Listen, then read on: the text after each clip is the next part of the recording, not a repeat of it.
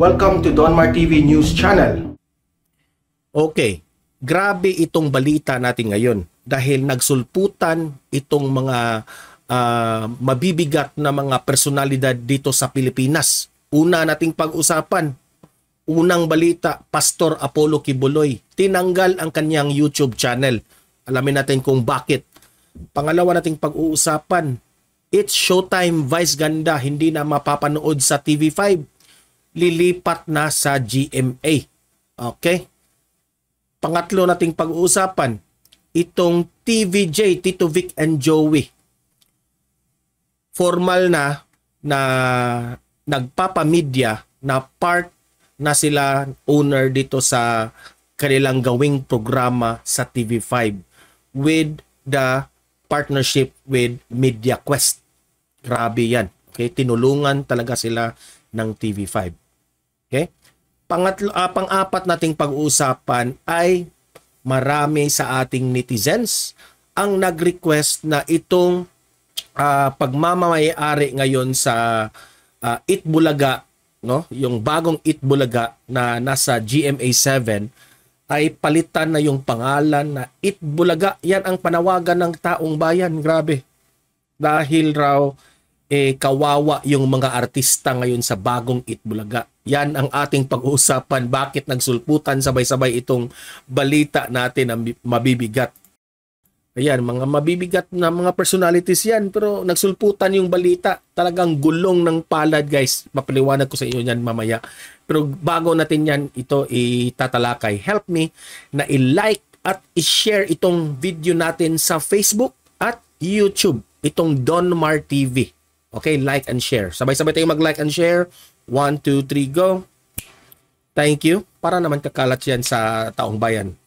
And subscribe, follow Donmar TV para lagi kayong updated sa mga maiinit na balita na kagaya nito. Okay? Sa YouTube at sa Facebook, Donmar TV. Sabay-sabay tayong mag-follow and subscribe. 1, 2, 3, go. Okay, thank you. So, unahin natin itong balita tungkol kay Pastor Apollo Kibuloy. Bakit nga tinanggal ang kanyang YouTube channel? Kumakalat yan kahapon, no? Marami ang nagulat bakit tinanggal ang kanyang channel. Tayo ay magre-react dito, no?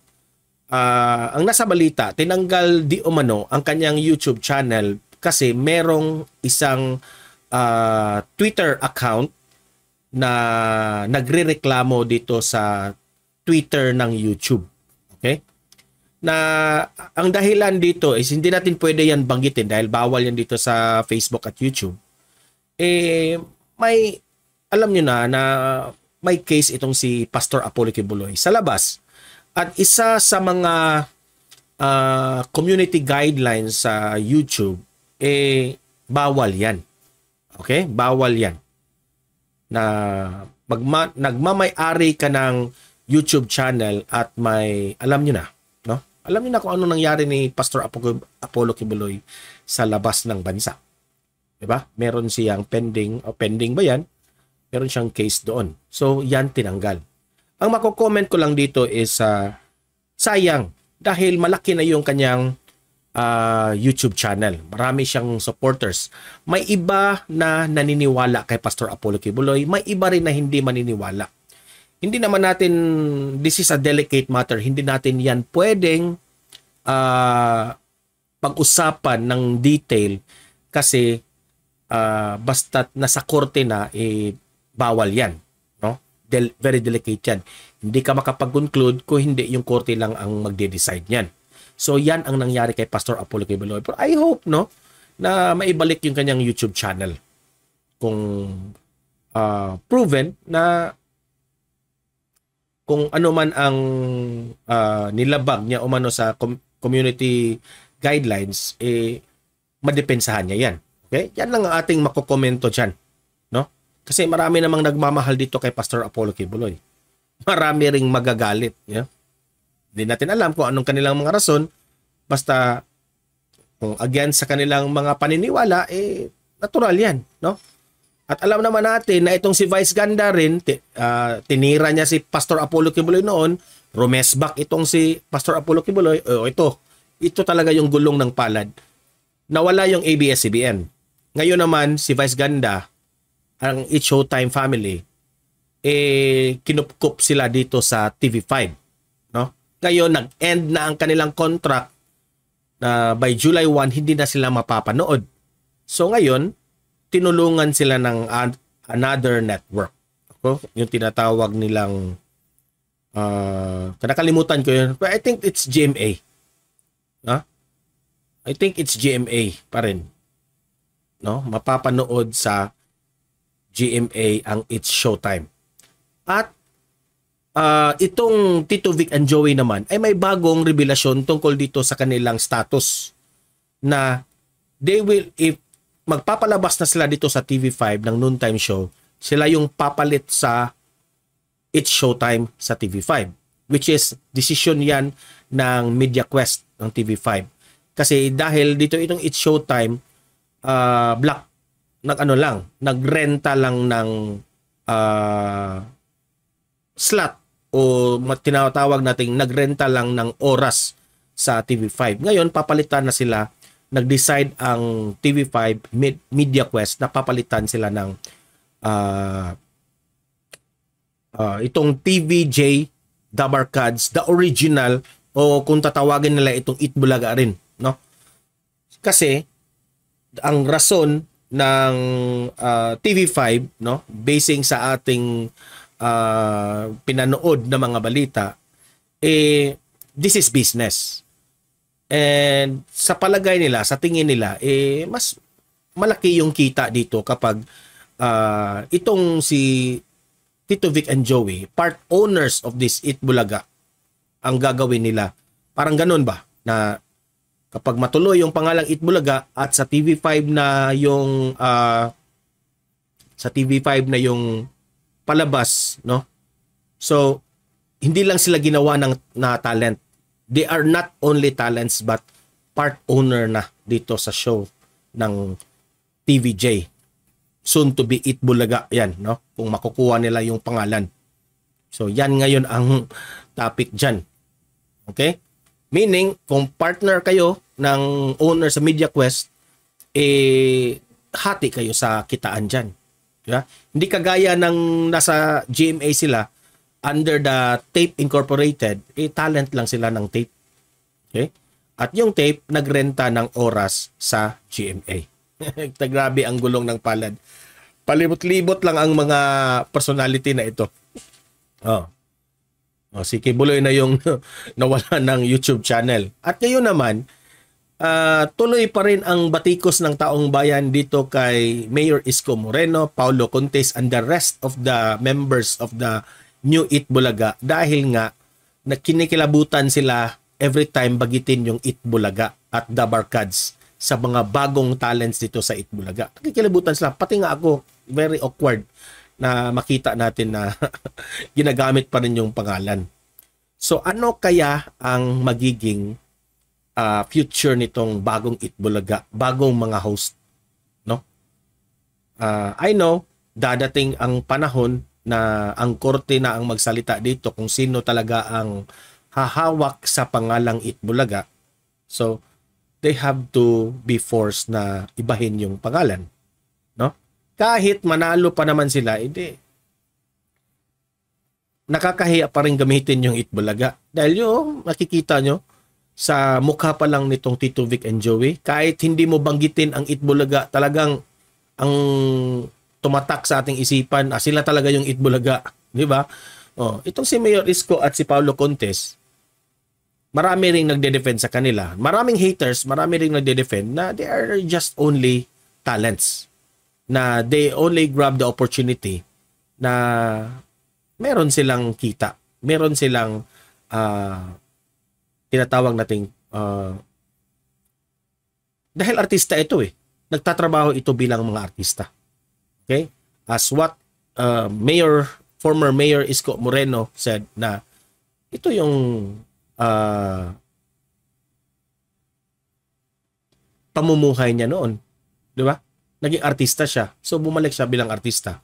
Ayaw na raw niya na bumalik sa politiko. Tingnan natin kung babalik pa ba siya o hindi, or 'di ba?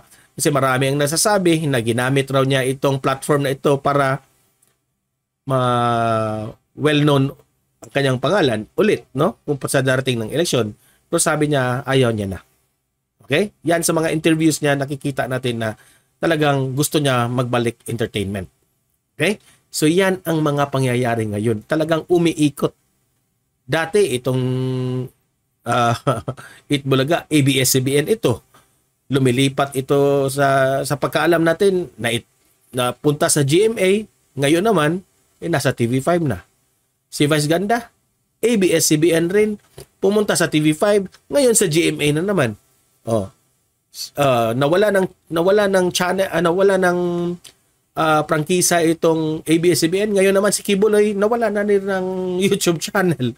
So ayan, paikot-ikot lang yung buhay natin. So ano ba ang makukuha natin na lesson dito? Dito sa Donmar TV, no, tayo ay isang vlogger na kaunti lang ang ating subscriber at followers. Pero kahit kaunti lang ang ating followers, no? Pero para sa iba, marami na. Kasi 100,000 na ako sa YouTube, 100,000 na rin ako sa Facebook, no?